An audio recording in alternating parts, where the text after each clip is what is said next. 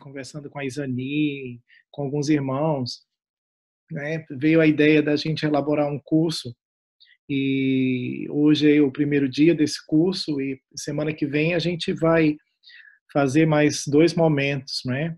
Mas o curso é basicamente sobre conhecer a Deus, sobre a natureza e o caráter de Deus. Eu sei que há muito nós já temos falado a respeito sobre isso, não é? Mas uma coisa que eu ouvi de um cristão que foi preso na China e foi perseguido, né? E aí perguntaram para ele, durante todo o período que ele esteve preso, o que é que foi que sustentou a fé dele ali. E ele disse que não tinha sido nem, na verdade, não tinha sido os versículos bíblicos que eles sabiam decorados, mas tinha sido o que tinha sustentado a fé dele nesse momento de adversidade, era justamente aquilo que de Deus ele já tinha conhecido, aquilo que Deus já tinha revelado para eles. E eu tenho pensado, irmãos, de talvez fazer, né, eu acho que nosso objetivo como cristão é justamente colocar a pessoa de Deus e o caráter de Deus no centro da nossa fé. Às vezes a gente tem isso muito claro na nossa cabeça, né?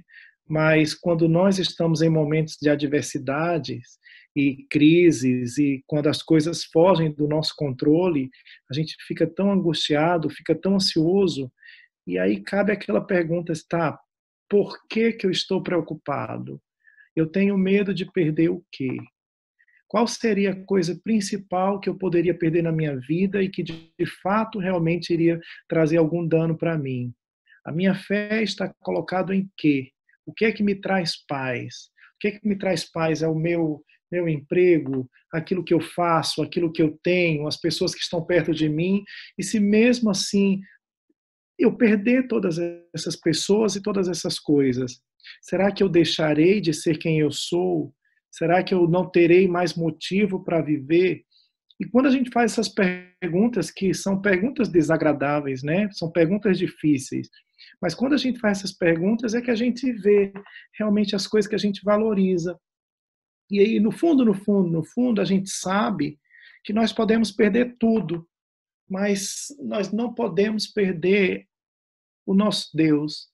Nós não podemos perder a nossa fé em Deus, nós não podemos perder aquela percepção de que Deus cuida de nós e que por mais que as coisas não saiam do jeito que a gente quer, mesmo assim, Deus não nos abandona e Ele sempre cuida de nós e Ele sabe como nos tirar daquele caminho.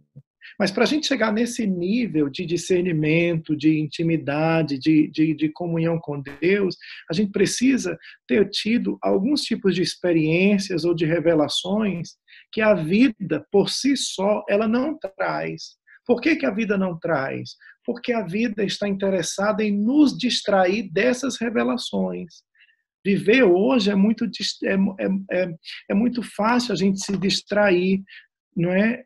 E aí, quando nós estamos nesse momento que a gente precisa parar, nós fomos forçados a parar, e mesmo assim, a gente ignorando, né, por alguns segundos, todos os efeitos que isso pode trazer na nossa vida, as consequências, mas tem algo que a gente pode ganhar com essa parada, não é, obrigatória, compulsória, que nós estamos no meio dela, né? E uma das coisas é justamente a gente aprender a conhecer a Deus, mesmo quando o sabor está meio amargo, mesmo quando as coisas estão difíceis, não é? Então, nós elaboramos esse curso, não é? Que é um curso sobre conhecer e prosseguir em conhecer ao Senhor, e nós vamos começar justamente com essa primeira tela, que é a tela que fala sobre Deuteronômio 32, versículo 4. Eu vou ler esse texto. Eu não sei se, ok, o Alexandre vai projetar aí para nós acompanharmos, não é? Mas eu peguei esse texto justamente porque fala a respeito de um aspecto do caráter de Deus que é o principal nesse momento. Deuteronômio capítulo 32, versículo 4, diz assim: Ele é a rocha cuja obra é perfeita, porque todos os seus caminhos justos são. Deus é a verdade, e nele não há injustiça, justo e reto é. Então, se você pega esse versículo, que é um versículo curto, não é? Mas ele está inserido no último cântico de Moisés, no livro de Deuteronômio. Só nesse texto aqui você tem uma, duas, três, quatro, cinco, seis partes que poderia ser aí 6 refeições para nos alimentar de uma forma bem profunda. Mas hoje nós vamos basicamente começar a usar essa primeira parte do texto para a gente começar o nosso curso, que é justamente que fala que ele é a nossa rocha. E o que significa Deus se revelar para o homem como sendo uma rocha? Eu gosto muito da imagem, aqui em Portugal tem um farol que fica num lugar chamado Cabo de São Vicente. E é bem na pontinha de Portugal, e o farol está lá gigante. E esse farol, ele fica num rochedo a 30 metros de altura. Imagina, um prédio de 10 andares, ele está lá em cima. E as ondas às vezes são muito agressivas, muito fortes, tudo, mas é um farol muito visitado esse lugar. E está sempre muitas pessoas lá visitando e conhecendo, e tem crianças e tem adultos, e está todo mundo ali tranquilo. Não importa o barulho das ondas, não importa a força das ondas, as pessoas estão seguras. E aí eu fico observando aquilo e eu penso o seguinte: por que essas pessoas estão seguras? Qual a fonte da segurança dessas pessoas? E o fato da segurança delas não está em absolutamente nada delas mesmas. Não é o fato de serem nacionais ou estrangeiros, de saberem várias línguas, de terem dinheiro ou não ter dinheiro, de estarem empregados ou não estarem empregados, mas o que faz elas estarem seguras ali é justamente onde estão os seus pés. Pelo fato dos pés delas estarem firmados naquela rocha, elas não têm medo do vento, elas não têm medo do barulho das ondas, elas não têm medo da força do mar. E aqui você tem uma imagem de Deus dizendo para nós: eu sou a sua rocha. Eu quero ser a sua rocha. Em outras palavras, ele quer que nós coloquemos os nossos pés nele. E ele seja a plataforma onde está a nossa segurança. E aí, o restante do versículo, ele vai explicar por que ele tem autoridade e para requerer esse papel de ser a rocha da nossa vida. Ele pode ser a rocha da nossa vida porque tudo que ele faz é perfeito. Porque os caminhos dele não são apenas perfeitos, mas são justos. Porque ele é verdadeiro, porque nele não há injustiça alguma, ou seja, nós temos um Deus santo e nós temos um Deus reto. Então, só aqui nesse versículo você já tem elemento suficiente da revelação de Deus para que a gente possa descansar nele, para que a gente possa confiar nele, ainda que as coisas não estejam conforme a gente espera. Então, o ponto 1 a respeito disso é que nós somos o seu povo. Nós precisamos nos identificar com ele, não é? Nós não estamos aqui à toa, nós não somos apenas uma religião inventada por homens. Nós somos o povo de Deus, somos eleitos por Deus. Deus tem um objetivo conosco, não é? E outra coisa que eu quero chamar a atenção é justamente que a qualidade da nossa vida espiritual, ela vai depender diretamente da revelação que nós temos do caráter de Deus. Então, a vida espiritual está aqui e o caráter de Deus está aqui. Quanto mais nós conhecemos a respeito de Deus e do seu caráter, mais a nossa vida espiritual ela cresce, ela se desenvolve em termos de qualidade. Quando nós não conhecemos o caráter de Deus, a pessoa de Deus, nós vamos ter que fazer outra coisa para ocupar esse espaço motivador da nossa vida com Deus, não é? E o que é isso? Às vezes a gente coloca a religião, às vezes a gente coloca a aprovação dos homens, às vezes, Alex, pode passar, tá? A gente coloca a aprovação dos homens, a gente coloca as nossas práticas religiosas, todas essas coisas que são coisas que que no fundo, no fundo, no fundo, a gente fica frustrado porque nós desenvolvemos elas muito bem, mas nós não desenvolvemos a saúde do passou demais. Nós não desenvolvemos, aí, tá bom. Nós não desenvolvemos uma saúde espiritual. Em outras palavras, a saúde espiritual de qualquer pessoa vai depender justamente do tanto que de Deus ela conhece. E agora eu vou dizer até uma coisa que é um pouquinho, pode ser um pouquinho polêmica. Está relacionado a quê? Às vezes, a saúde espiritual não está no tanto de oração que a gente faz. Às vezes, as pessoas podem até orar muito, mas o que faz o efeito saudável à saúde espiritual vem justamente não do tanto do que a gente fala, mas do tanto que a gente escuta. É o que a gente escuta de Deus que vai produzir efeito na nossa vida. É claro que é muito importante nós compartilharmos o nosso coração com Ele. Mas compartilhar o coração tem um efeito, alivia a nossa alma, a gente sabe que é ouvido. Mas o que traz vida para nós mesmos é justamente quando nós começamos a ouvir a voz de Deus. E geralmente quando a gente fala sobre isso, as pessoas perguntam assim, tá, mas como é que eu posso ouvir a voz de Deus?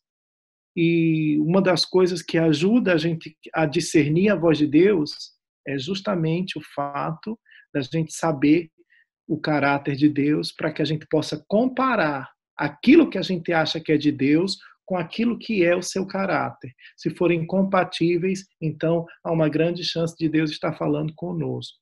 Essa rocha aqui representa o fundamento mais firme onde podemos confiar as nossas vidas, não é? E o legal é que esse fundamento, ele não está em nós mesmos. É um fundamento além de nós mesmos. Tem muita gente desesperada nesse momento porque tem colocado toda a sua confiança em fundamentos próprios. E aí agora, quando tudo foge do controle, quando a gente não consegue manter a nossa própria vida, a gente fica desesperado. Então, se nós enfrentamos um pouco esse sentimento de desespero, de angústia, pode ser que a gente ainda acredite muito mais nos nossos fundamentos do que nos fundamentos de Deus. E aí precisa acontecer uma transferência de quê? Transferência de valor, no sentido de que eu preciso tomar minhas decisões precisam ser sábias, elas são importantes, mas elas não são capazes de acrescentar um minuto à minha própria vida. Ele ainda é a fonte da minha vida. Então, por mais que eu preciso ser sábio, eu ainda preciso depender de Deus na minha vida. E é por isso que o relacionamento com Deus e conhecer a Deus se faz tão importante nesse momento. Os terremotos da vida é que nós podemos ver a firmeza dos nossos alicerces. E, às vezes, a gente reclama, porque as crises vêm e elas acabam desfazendo um trabalho que a gente já tem feito há tantos anos. Mas é 1000 vezes melhor nós termos os nossos alicerces falsos, que não são seguros, sendo de uma vez por todas desfeitos, para que nós possamos construir alicerces que durem a vida toda e alicerces que são eternos, do que nós colocarmos a confiança em coisas que não são seguras. Então, nesse momento, o que seria interessante para nós fazermos como cristãos? Deus, eu preciso observar onde que eu estou me sentindo inseguro, para que eu possa pegar essa área da minha vida e alicerçá-la em Ti. E como que a gente faz esse processo de alicerce? Eu preciso colocar verdades absolutas para ser o alicerce dessa área da minha vida. Pode ser a área sentimental, pode ser uma área psicológica, pode ser a área dos negócios, pode ser a área da igreja, pode ser a área dos relacionamentos, pode ser qual for. Você tem a oportunidade agora de dizer: Deus, eu quero aproveitar essa área que nesse momento está me trazendo tanta preocupação e eu quero colocar alicerces sólidos, alicerces baseados na tua palavra. E isso só é possível quando a gente conhece a pessoa do nosso Deus. Senão, nós não temos como ter certeza de que esses alicerces são de fato alicerces seguros, não é? Então, a próxima pergunta que eu tenho para nós é o seguinte, tá? Então, por que nós temos um Deus que se revela? Né? Por que nós temos um Deus que se revela? E toda vez quando nos faz essa pergunta, a resposta mais básica e mais profunda que nós podemos dar é porque nós temos um Deus de amor. Esse é o princípio fundamental de toda a revelação de Deus. Não é? E a base bíblica para isso está justamente em Mateus 22, 36, até o versículo 40. Acho que a gente falou um pouquinho sobre isso no retiro, mas vale a pena a gente redizer aqui. Fizeram uma pergunta para Jesus, né? Disseram assim: mestre, qual é o grande mandamento na lei? Aí Jesus disse: amarás o Senhor teu Deus de todo o teu coração, de toda a tua alma e de todo o teu pensamento. Este é o primeiro e grande mandamento. E o segundo, semelhante a este, é: amarás o teu próximo como a ti mesmo. Aí o interessante é justamente essa parte. Destes dois mandamentos dependem toda a lei e os profetas. Ou seja, se nós conseguirmos amar ao Senhor com todo o nosso coração, toda a alma e todo o pensamento, e amar o próximo, nós cumprimos toda a Bíblia. Nós cumprimos tudo aquilo que é a vontade de Deus. Então nós podemos entender que, no fundo, no fundo, no fundo, não existe nenhum tipo de obediência separado do amor. Não faz sentido para Deus eu fazer qualquer coisa para Ele sem antes amá-lo. E como que nós amamos alguém? O princípio básico para nós amarmos uma pessoa é justamente o conhecer, o conviver. Nós não podemos simplesmente amar de longe. É claro que isso, em termos de possibilidade, é possível, mas a gente sabe que não é o ideal. Não é? Então, o ponto 1 seria justamente esse. Nós fomos criados para o relacionamento de amor com o Criador, com o nosso Deus. Então, você tem que entender o seguinte: quando vier na sua cabeça a pergunta, para que eu estou aqui, o que eu estou fazendo, qual o princípio da minha vida, para que Deus me fez, tenha certeza que Deus fez você para um relacionamento de amor. E relacionamento de amor nunca é demais a gente relembrar. Relacionamento é uma coisa, amor é outra.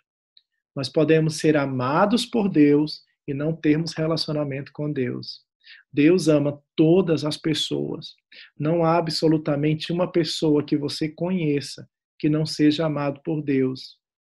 O amor de Deus, ele é 100% incondicional. Mas isso não quer dizer que ele se relaciona com todas as pessoas da mesma forma.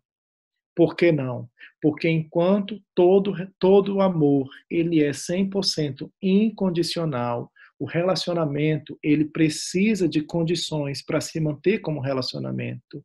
Então Deus ele não quer apenas ter um relacionamento conosco e não quer apenas nos amar, ele quer as duas coisas ao mesmo tempo.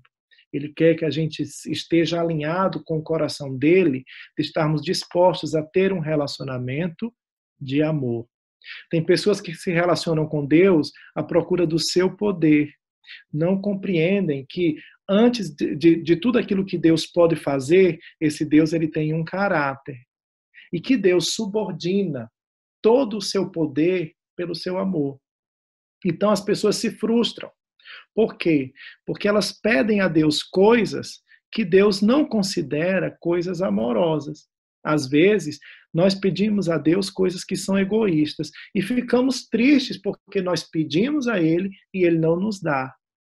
Mas no relacionamento de amor, isso significa que a minha preocupação deve ser sempre o que é melhor para o outro. Então, se eu tenho um relacionamento de amor com Deus, qual é a minha preocupação? Deus, como que eu posso agradá-lo hoje? Deus, o que o Senhor quer que eu faça para ti hoje? O foco não sou mais eu, é Ele. Um relacionamento de amor não fica dizendo, Deus, me dá isso, me dá aquilo. O relacionamento de amor, ele diz justamente o contrário. Senhor, o que você quer de mim? O que é que eu tenho hoje para te dar? Por que nós podemos nos aproximar com Deus fazendo esse tipo de oração? Porque Deus faz o mesmo conosco. Quando Ele olha para nós, para o nosso dia, e Ele fica sempre procurando aquilo que é melhor para nos dar. E tudo aquilo que Ele faz, a gente pode ter certeza que são ações baseadas 100% no amor. Entendeu? Às vezes eu fico chateado, por quê? Porque as pessoas dizem que tudo que acontece é a vontade de Deus. E tem muita coisa que acontece que não tem nada a ver com a vontade de Deus. Acontecem, mas não é da vontade de Deus. Agora, eu posso dizer que tudo aquilo que Deus faz é 100% baseado no seu amor. Deus nunca teve um pensamento egoísta. Deus nunca fez nada na sua vida que ele estivesse pensando apenas nele e não estivesse pensando no que era melhor para você. Qual o efeito que isso traz para o nosso relacionamento com Deus? Isso traz calma, isso traz confiança, isso faz com que a gente se aproxime desse Deus, crendo que ele celebra a nossa vida, que nós celebramos a vida dele e que nós estamos seguros nele. Então, o relacionamento de amor, ele restaura o nosso propósito como ser humano. E aí, mais uma vez, isso aqui que é interessante, a qualidade da comunhão depende da qualidade da comunicação. Não existe comunhão sem comunicação. A comunicação é um elemento que Deus nos deu para produzirmos comunhão. Se a gente quebrar a palavra comunicação, ela justamente significa a ação de tornar comum. Comunicação é tornar comum. Às vezes a gente pensa que a nossa comunhão depende do muito falar. Não depende do muito falar. Jesus Cristo disse: os gentios é que pensam assim. Eles acham que pelo muito falar serão ouvidos. Mas o que é que Deus escuta? O que é que chega no coração de Deus? A verdade. Significa que eu preciso, quando me aproximar de Deus, eu não preciso me preocupar com as palavras bonitas. Eu não preciso me preocupar com o tempo que eu vou ficar orando. Eu não preciso me preocupar se as palavras estão indo da maneira correta ou errada. Mas eu derramo o meu coração na presença dele. E quando eu compartilho aquilo que de fato está aqui dentro, então eu torno comum para Deus aquilo que está aqui dentro. Ué, mas Deus não já sabe? Sabe. Ele sabe porque ele é Deus, mas tem outra forma dele saber. Ele também pode saber porque a gente dá para ele experimentar. E isso é comunicação. E isso daqui é que é oração. É a oração que produz comunhão, que nos aproxima de Deus. Às vezes, a nossa vida de oração ou de comunicação com Deus, nós falamos de tantas coisas e somos, às vezes, superficiais. A gente pode conversar com Deus a respeito dos nossos medos. Deus, nessa epidemia, eu tenho medo de morrer. Deus, eu tenho medo de perder meu emprego. Eu tenho medo de passar fome. Eu tenho medo de perder meus pais. Eu tenho medo de ser assaltado. Eu tenho medo. E você abre o coração para Deus. É tão interessante e saudável a gente aprender a colocar nomes nos nossos medos e a falar para Deus a respeito dos nossos medos, porque isso é comunhão. Nós não podemos nos apresentar para Deus apenas como se nós fôssemos fortalezas. Nós não temos a obrigação de ser fortaleza nenhuma. Ele já ocupa esse papel. É Ele que é a nossa rocha. Nós somos apenas as pessoas pequenas que andam em cima da rocha, mas Ele é que é a rocha, Ele é que é seguro, e eu posso descansar nele, eu posso me sentar nessa rocha, eu posso me deitar nessa rocha, eu posso descansar nessa rocha, não é? E aí o ponto 3 diz assim: Deus se comunica porque Ele ama. Deus não precisava falar conosco. O cristianismo é a única religião do mundo que tem um Deus que fala. Se você vai para o islamismo, Maomé não fala com o povo. Se você vai para o hinduísmo, a vaca não vai falar com o povo. Se você vai para o budismo, não tem Deus. Se você vai para o materialismo, o dinheiro não vai falar com o povo. Mas nós temos um Deus que fala. E porque nós temos um Deus que fala, é justamente porque Deus fala que o cristianismo é tão atacado. Porque quando nós temos um Deus que fala, nós temos um Deus que vive. E esse Deus que fala, ou ele nos torna cristãos, ou vai nos tornar cínicos. Porque aí a gente vai ter que fazer alguma coisa com aquilo que ele fala. Ou a gente se rende à sua voz, ou a gente decide viver o resto da vida ignorando aquela voz em cima de cinismo. Mas por que nós temos um Deus que fala? Nós temos um Deus que fala porque esse Deus ama. E ele ama e ele se importa, não é? Então, irmãos, através daquilo que nos foi revelado, através daquilo que Deus mostra para nós, é que nós podemos conhecer a Deus. E esse é o ponto número 1 do nosso relacionamento com Deus. Aproveitar esse momento e dizer, Deus, eu quero te conhecer. Eu tenho certeza que vocês já têm tido tantas experiências com Deus, mas não estamos falando de uma igreja cheia de novos convertidos ou uma igreja de pessoas que são religiosas. Não, nós estamos falando de uma igreja de pessoas sérias, pessoas que estão ali querendo conhecer a Deus. E eu tenho certeza de que Deus, de uma forma ou de outra, já tem se revelado de várias formas, não é? Mas às vezes nós pedimos a Deus para queremos fazer perguntas e temos causas diante de Deus que Deus não nos responde. E às vezes a gente fica frustrado. E isso acontece, irmãos, porque talvez ainda não é necessariamente aquilo que Deus quer falar conosco. Então, geralmente, quando eu falo com Deus alguma coisa que ele não diz nada, eu disse, talvez isso não é ainda o assunto mais importante para ele nesse momento. É importante para mim, mas não é importante para ele.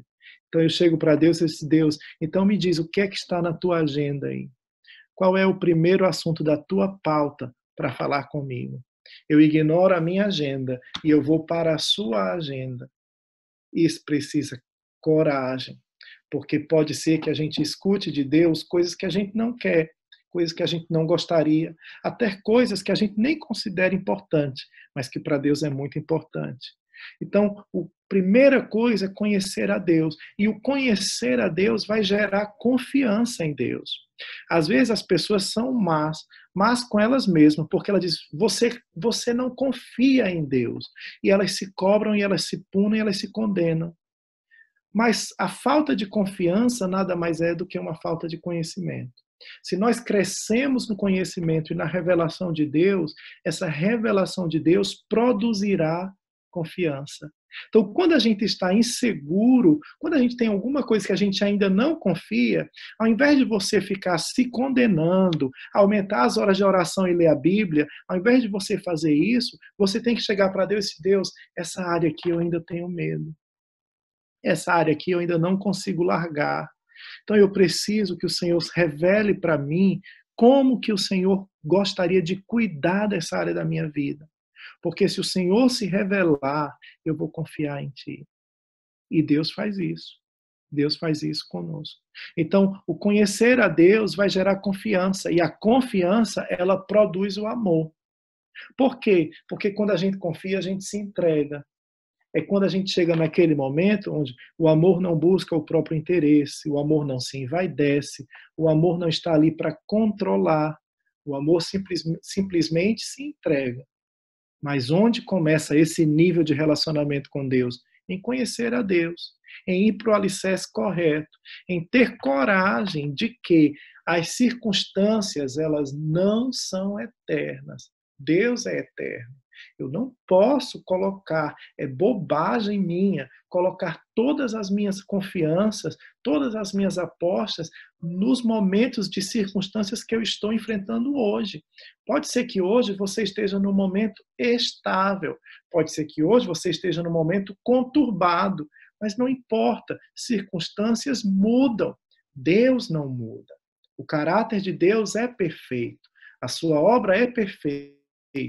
Então, o que eu preciso? Aprender a tomar uma lição e colocar minha confiança nele, no caráter de Deus, não está nas pessoas que eu conheço, não está na minha agenda nem no meu contato de WhatsApp.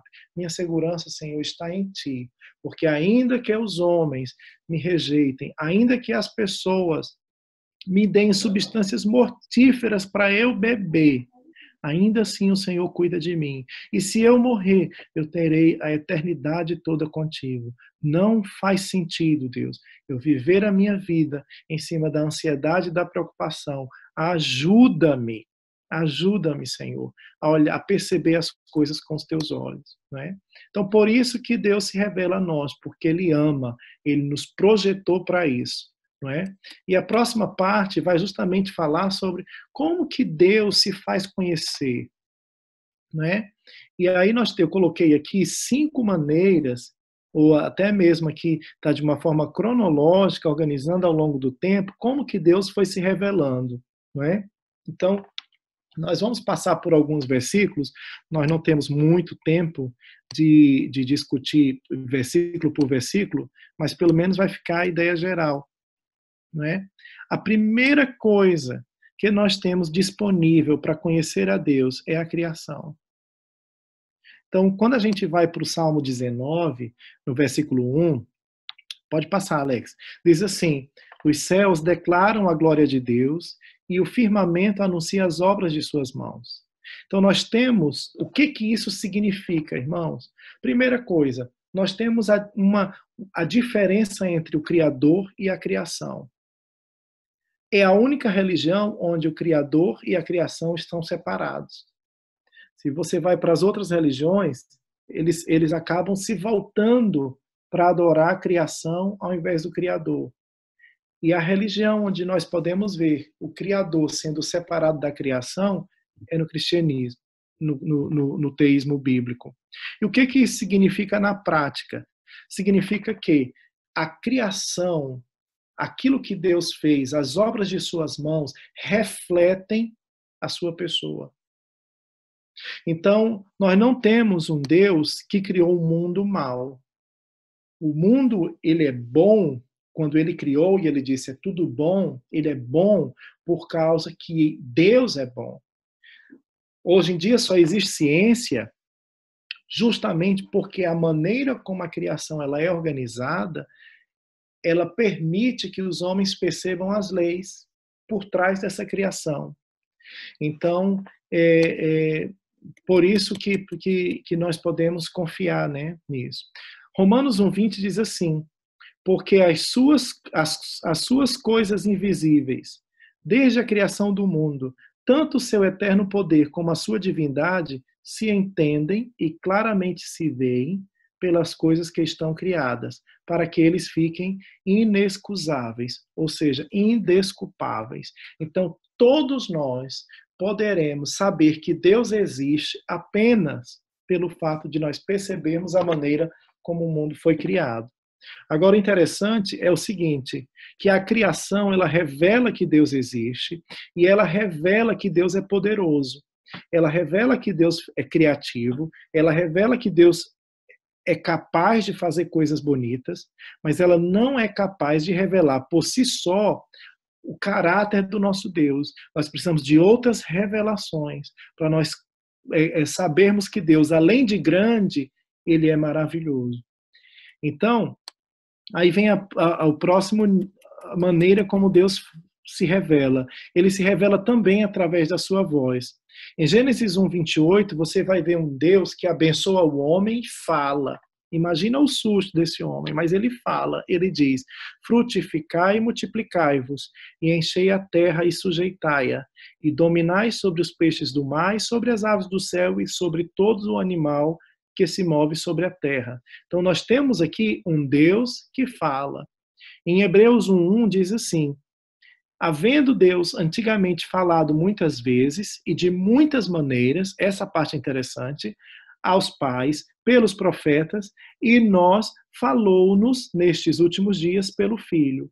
Então nós temos um Deus que se revela, um Deus que fala. Ele também fala através da sua palavra. Isso também é interessantíssimo. Por quê? Porque a palavra ela é quase que uma democratização da voz de Deus. ele escreve, ele manda que os homens escrevam para que aquilo que foi dito não venha a ser deturpado, não venha a ser mudado pelas outras pessoas. Não é? Então, nós saímos aqui, Deus, na verdade, através do povo de Israel, ele inaugura uma nova maneira de transferir conhecimento. Não era apenas através das tradições orais, como no caso de Jó, mas agora também você era possível ler, era possível saber o que estava escrito. E 2 Timóteo, capítulo 3, vai dizer assim: tu, porém, permanece naquilo que aprendeste e de que foste inteirado, sabendo de quem o tens aprendido, e que desde a tua meninice sabes as sagradas escrituras, que podem fazer-te sábio para a salvação pela fé que há em Cristo Jesus. Aí ele diz: toda a escritura é divinamente inspirada e proveitosa para ensinar, para redarguir, para corrigir e para instruir. Instruir a quê? A nós sermos supercrentes? Não, instruir em justiça, para que o homem de Deus seja perfeito e perfeitamente instruído para toda boa obra. O propósito da palavra, ela foi inspirada para nos instruir para a boa obra. A palavra ela não vem apenas para nos tornar ouvintes, não é apenas para nos salvar, não é apenas para que a gente abra a boca e diga que conhece a Bíblia. Não, a palavra ela nos instrui, porque Deus quer nos usar como instrumentos para toda boa obra. Então, você que está na igreja, que pertence à nossa comunidade e tal, tem que entender o seguinte: Deus tem um objetivo na mente dele: tornar-me instrumento dele para toda boa obra. Para isso ele me deu a sua palavra. Aí nós temos uma das formas mais claras da revelação da pessoa de Deus, que é justamente a pessoa de Jesus. E aí a gente vai ver isso no texto de João 14, 7 e 13, eu já tenho aqui, eu vou ler para os irmãos. Diz assim: se vós me conhecesses a mim, também conhecerias o meu Pai. E já desde agora o conheceis e o tendes visto. Disse-lhe Filipe: Senhor, mostra-nos o Pai, o que nos basta.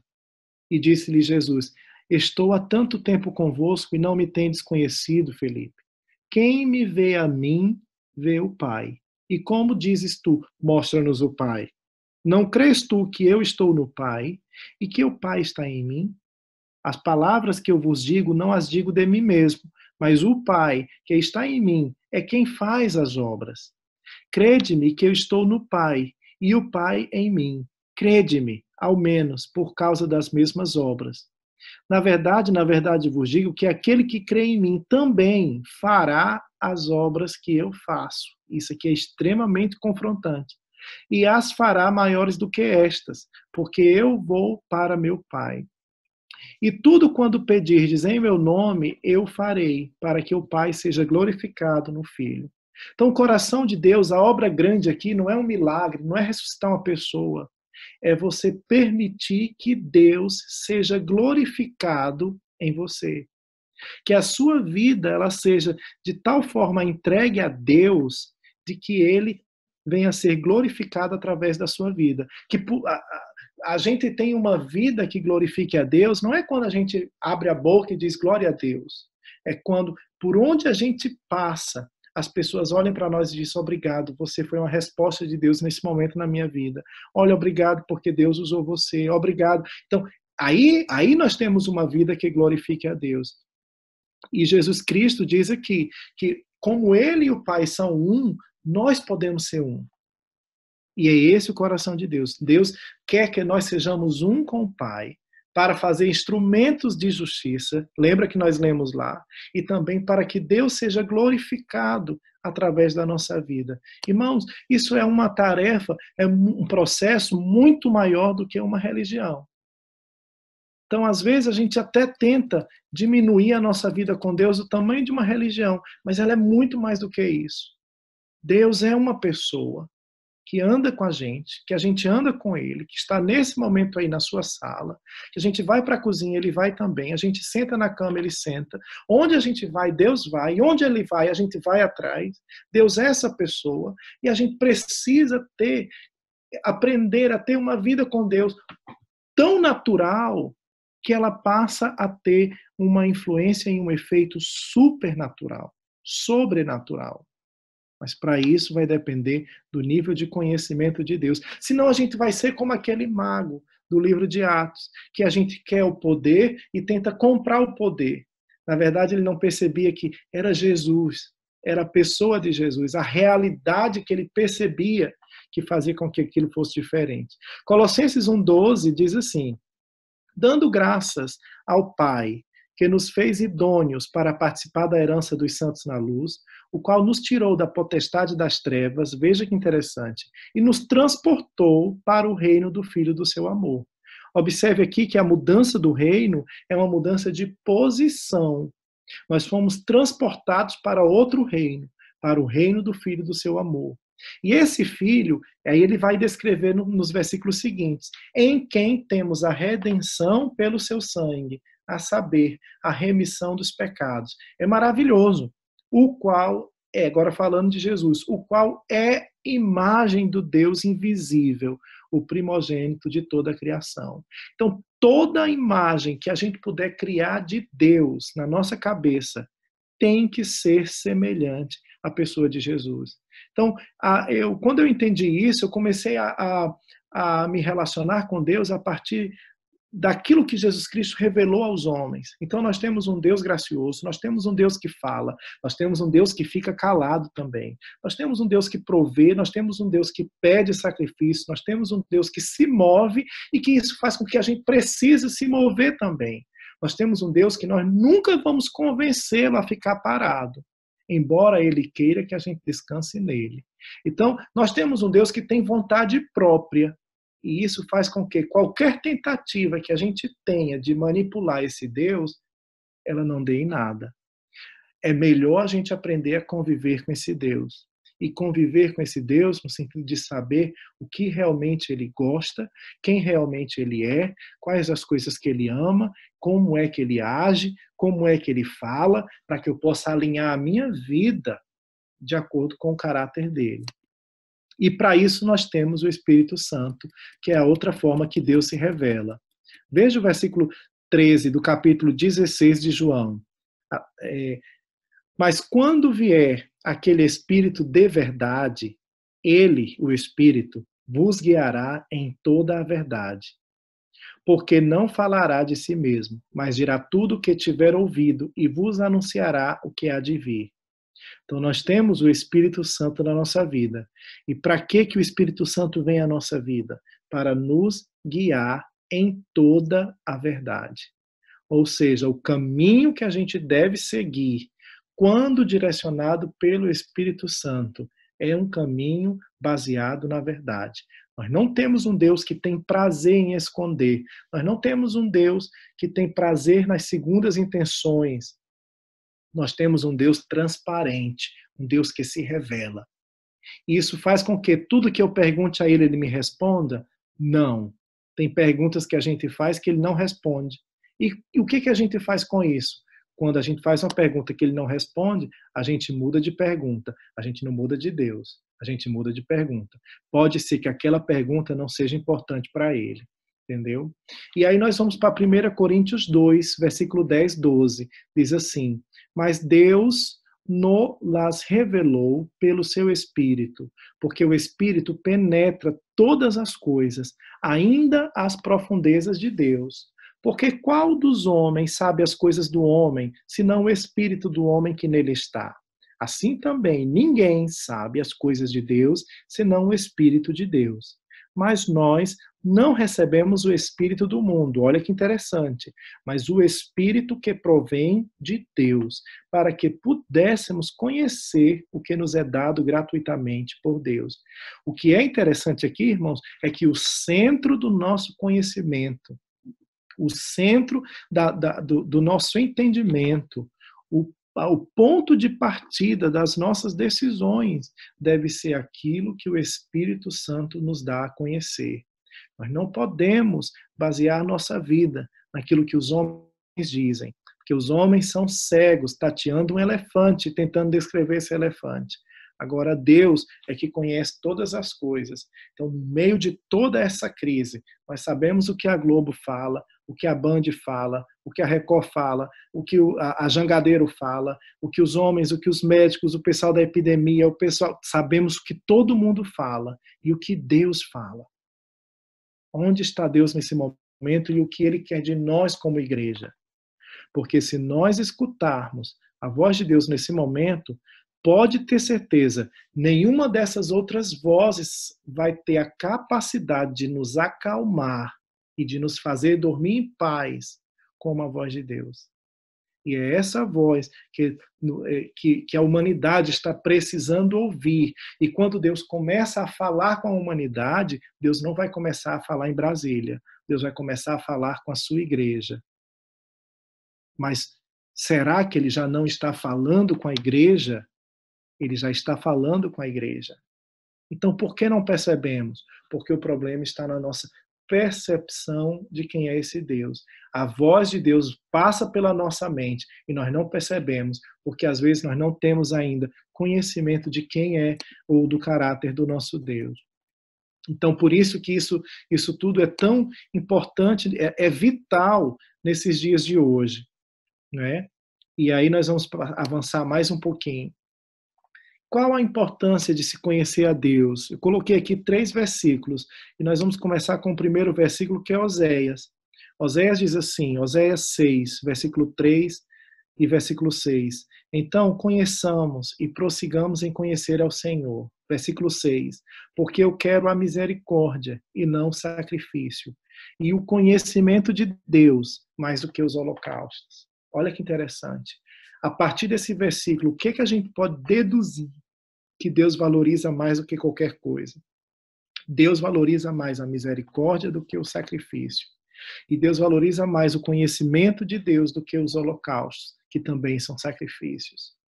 Então nós temos um Deus que quer de nós conhecimento de Deus. Não é? O próximo versículo, Miqueias, capítulo 6, versículo 8, diz assim: Ele te declarou, ó homem, o que é bom. E o que o Senhor pede de ti. Outro versículo aqui que Deus está dizendo o que Ele quer de nós. O que é que Ele pede de ti? Se não que pratiques a justiça, a gente já viu como se torna instrumentos de justiça, a palavra.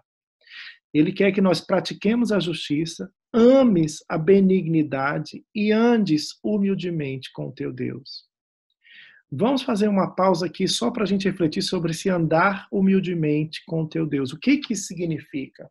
Andar humildemente diante de Deus ou com Deus significa você saber muito bem a diferença quem é Deus e quem não é. Ele é Deus, eu não sou. Ele é o Senhor, eu sou servo. E jamais confundir isso. Jamais estabelecer um relacionamento com Deus onde eu me coloco na posição de Senhor e Ele o servo. Isso parece uma coisa simples, mas é uma grande quebra de paradigma. Porque muitas das nossas frustrações e orações não respondidas está na quebra desse princípio, em que nós não soubemos como andar humildemente com Deus. Não reconhecemos o nosso papel. Ele ainda é Deus. Ele ainda é o nosso Senhor. É Ele quem manda.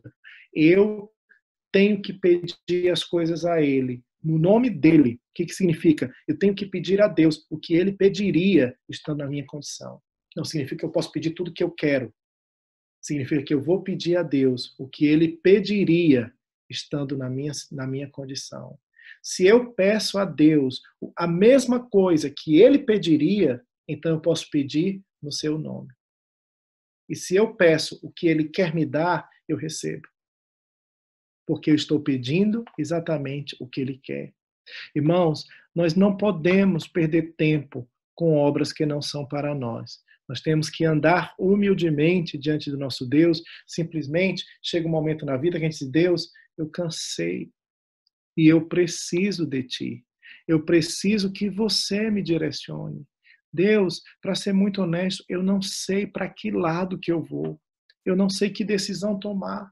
E eu tenho passado a minha vida toda tomando uma decisão atrás da outra, quebrando a cara muitas vezes. E pela tua misericórdia eu cheguei até aqui hoje. Mas eu queria tanto, Deus, recomeçar a minha vida sendo instruído por ti, tomar decisões a respeito de acordo com o que o Senhor orienta e não chutando e depois torcendo para que dê certo. Isso é um imenso recomeço. Isso é andar humildemente com o nosso Deus. E aí o versículo 17, capítulo 17, no versículo 3, diz assim, a palavra de Jesus, não é? Ele diz, e a vida eterna é esta, que te conheçam, a ti só, por único Deus verdadeiro, e a Jesus Cristo a quem enviaste. Essa daqui é a definição de salvação. As pessoas podem ter várias definições de salvação, mas a de Jesus é essa. Salvação para Jesus é conhecer a Deus. E esse conhecer aqui não é saber que ele existe, mas é conhecer no sentido de experimentar, vivenciar a presença dele. E eu sei que Deus quer que a gente não simplesmente esteja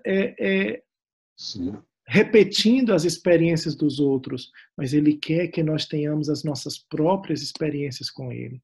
É isso que ele quer. Então, passando para o nosso último slide.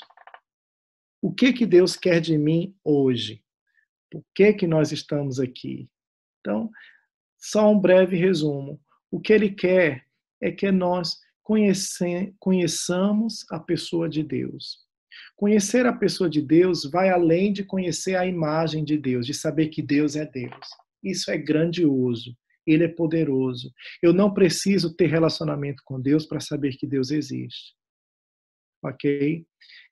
Mas conhecer a pessoa de Deus significa que o meu relacionamento que eu vou ter com Ele, esse relacionamento precisa ser pessoal. Um relacionamento pessoal significa que vai envolver duas pessoas, a minha pessoa e a pessoa dele. Se vai envolver duas pessoas, significa que os dois vão falar, que os dois vão ouvir, que os dois têm poder de escolha e que os dois têm sentimentos, que os dois conseguem avaliar as próprias escolhas. Não sou só eu quem sinto, não sou só eu quem falo, não sou só eu quem escuto, mas o relacionamento pessoal, ele exige que também deixemos que Deus fale, que Deus revele os seus sentimentos para nós, que Deus mostre para nós aquilo que Ele aprova e aquilo que Ele desaprova. A gente precisa disso, não é? O segundo ponto, o que Deus quer de nós, primeiro, conhecer a Deus como pessoa. Segundo, que Ele revele a sua visão para mim, como pessoa. O que isso significa? O ponto 2. Revelar a sua visão para mim como pessoa. É quando eu tenho coragem de me tornar o projeto que Deus quer que eu seja. Eu tenho a minha visão como pessoa. Eu tenho os meus sonhos, eu tenho as minhas ambições, eu tenho aquilo que eu quero fazer com a minha vida. Tudo bem. A vida veio dele, ele me entregou e eu vivo como quero.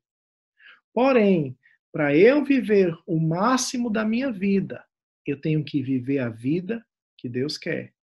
Por quê? Porque Deus, ele projetou para mim, porque ele me conhece, ele sabe o máximo potencial que eu posso extrair da minha existência.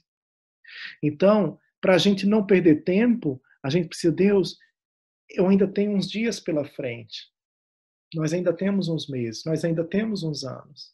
Então, o que é que o Senhor tem no teu coração para a minha vida? Eu quero experimentar os teus projetos e os teus planos para mim. Revela, Senhor, a tua visão para a minha vida. Essa visão, gente, essa visão específica que Deus tem para cada um, ela é fundamental para construir a nossa identidade. Quando nós não temos percepção dessa visão, a nossa identidade é fraca. Aí sabe o que acontece quando a nossa identidade é fraca? A gente vive sempre fazendo o que todo mundo quer. Porque nós não temos critérios para avaliar se nós estamos no caminho certo ou não, porque não temos visão. Mas quando eu entendo que eu sou criado por Deus, que Deus tem um plano para a minha vida e que eu quero descobrir esse plano e usar os meus dias para desenvolver esse plano, então isso se torna tão forte que ele reconstrói a minha identidade nele. E aí isso passa para o terceiro ponto, que eu começo a manifestar a sua vontade na terra através da minha vida. E essa visão de Deus faz com que eu me torne provisão de Deus na terra. Eu me torno resposta. Eu manifesto a vontade dele. Por isso que Jesus Cristo disse, ele disse assim, faça a tua vontade seja feita na terra, como ela é feita no céu. Não é? E como que a vontade dele é feita na terra? Através de nós. E como que essa vontade ela se desenvolve? Não adianta nada eu imaginar aquilo que Deus quer que eu faça e fazer uma lista e obedecer essa lista rigorosamente. Isso não é o processo. O processo é, para eu ser provisão de Deus e manifestar a vontade de Deus na terra, eu preciso ter a minha identidade restaurada nele. E para eu ter a minha identidade restaurada nele, eu preciso deixar que Deus seja Deus na minha vida. Eu preciso que ele restaure a própria identidade dele na minha cabeça. Muitos de nós temos uma imagem de Deus. E pode ser que essa imagem não tenha nada a ver com o que ele realmente é. E ele quer restaurar essa imagem no nosso coração, revelando-se para nós. E para concluir, eu vou ler esse versículo aqui, que está no capítulo 1, versículo 9 e 10 de Colossenses. Por esta razão, nós também, desde o dia em que ouvimos, nós não cessamos de orar por vós e de pedir que sejais cheios. Cheios de quê? Do pleno conhecimento da sua vontade, em toda sabedoria e entendimento espiritual, para que possais andar de maneira digna do Senhor, agradando-lhe em tudo, frutificando em toda boa obra e crescendo no conhecimento de Deus. Só esse versículo aqui, irmãos, daria um curso assim talvez de umas 7 semanas. Mas isso talvez fica para próximas quarentenas. Brincadeira, essa é a última quarentena. E Deus queira. E é essa palavra que eu queria trazer para os irmãos hoje, primeiro momento. Semana que vem nós vamos ter mais 2 momentos de ministração a respeito, onde nós vamos entrar mais a respeito da pessoa de Deus.